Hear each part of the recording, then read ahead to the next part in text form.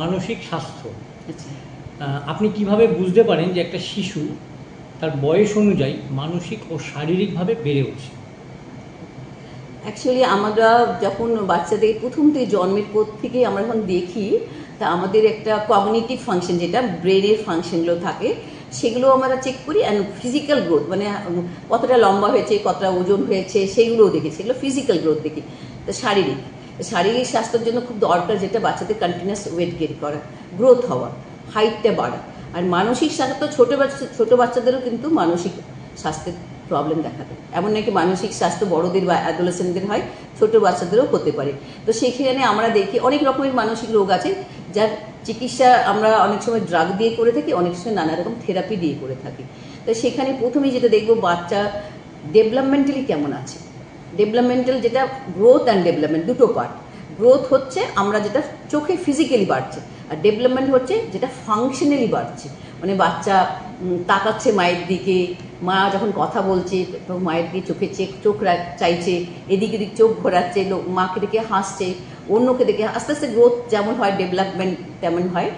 6 মান্থসে যেমন নিজের আয়না দেখে নিজেকে হাসছে, খেলা করছে, হাত নিয়ে খেলা করছে, সেই ডেভেলপমেন্টাল স্কেল আছে। আমরা সেগুলো প্রতি বাড়তে 2 উইক্সে, 4 উইক্সে, 10 উইক্সে, এইভাবে আমরা দেখতে 3 মান্থস, 6 মান্থস, 9 মান্থস, 12 মান্থস, দেন 18 মান্থস, তারপরে 24 মান্থস, 30, 36। 3 বছর প্রথম 3 বছর খুব দরকার ব্রেন ডেভেলপমেন্ট। আর ব্রেন ডেভেলপমেন্টের সাথে ফিজিক্যালের সাথে ব্রেন ডেভেলপমেন্ট জড়িত। তো সিভিয়ার ম্যালনিউট্রিশন হলেও কিন্তু ডেভেলপমেন্টের অসুবিধা হয়, গ্রোথও হ্যাম্পার হয়, তার সাথে ডেভেলপমেন্টও হ্যাম্পার হয়।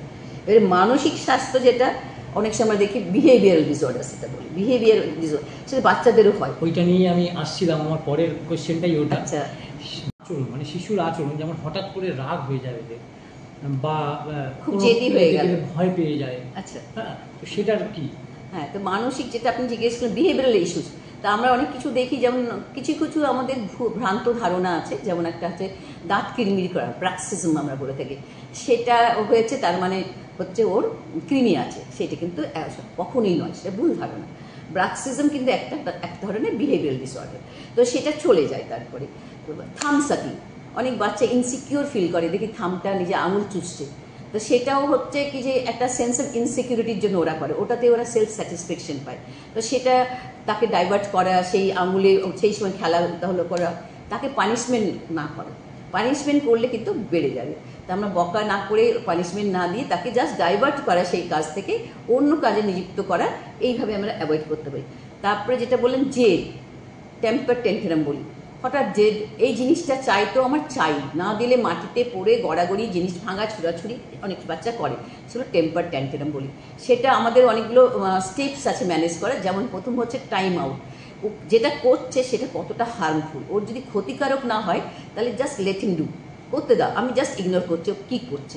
ও যখন দেখবে, অ্যাকচুয়ালি ওগুলো ওরা করে মা বাবা বা আশেপাশে যারা বড়রা থাকে, তার অ্যাটেনশনটাকে ড্র করার জন্য। তা আমরা জাস্ট ইগনোর করলাম, কি যে ওটা ওর ক্ষতি করছে না, তাহলে ইগনোর করবো। কিন্তু যদি ওর ব্যথা পায়, ইনজিওর্ড হয়ে যায়, তাহলে কিন্তু আমরা সেটাকে করতে দেবো না। তারপরে ওকে কি করব, আমরা অন্য কিছুতে ডাইভার্ট করে দেবো। আর যেদিন জেদ করবে না, সেদিন আমরা কিছু রিওয়ার্ড দেবো। আমরা ঘুষ দেবো না, আমরা রিওয়ার্ড দেবো, ব্রাইব করবো না। আগের থেকে এটা করো না, তাহলে এই দেবো, সেটা নয়। বা আজকে তুমি খুব ভালো ছেলে আছো, সকাল থেকে তো বেশ সুন্দর করে নিয়ম মেনে কাজ করছো, আজকে তোমাকে একটা ভালো বই। আর আমরা কি কি রিওয়ার্ড দেবো?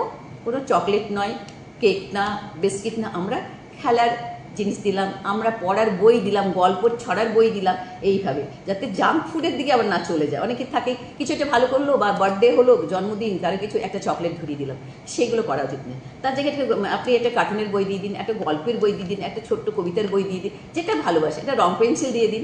তা সেটা ওর জন্য খুব খুশি হবে। ওরা ছোটরা, বড়রাও আমরা কিছু পেলে খুশি হই কারোর কাছ থেকে, ছোটরা তো আরও খুশি হয় বড়দের কাছ থেকে।